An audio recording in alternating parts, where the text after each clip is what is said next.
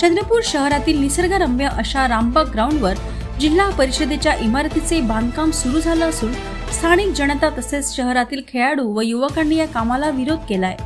हा निर्णय रद्द करावा या मागणीसाठी आज सकाळी सेव रामबाग ग्राउंड, रामबाग मैदान बचाव संघर्ष समितीच्या बॅनरखाली रामबाग मैदानावर जिल्हा परिषदेच्या इमारतीसाठी खोदलेल्या खड्ड्यात महापंचायत घेण्यात आली।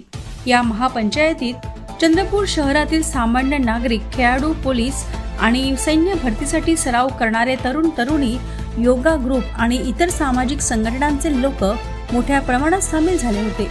या महापंचायतीत एकूण 8 प्रस्ताव सर्वसंमतीने मंजूर करण्यात आले, ज्यामध्ये जिल्हा परिषदेच्या इमारतीचं काम तातडीने थांबविण्यात यावं आणि ही इमारत दुसरीकडे बांधण्यात यावी यासारख्या महत्त्वाचे प्रस्ताव सामील आहे।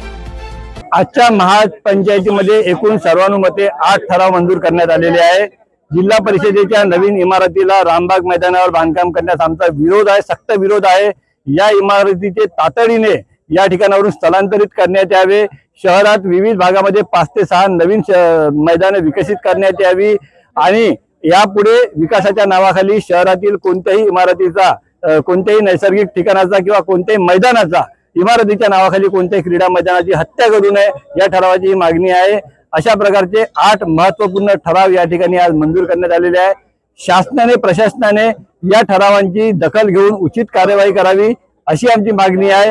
हा सुद्धा एक ठराव आहे। जर शासनाने कारवाई केली नाही तर शांततेच्या मार्गाने मोठं जन आंदोलन उभारून आम्ही अशा प्रकारच्या विकास कामाचा आणि रामबाग मैदान वाचवण्यासाठी आमचा तीव्र विरोध करू। हा चंद्रपूरकरांचा रामबाग बचाव संघर्ष समितीचा शासनाला इशारा आहे।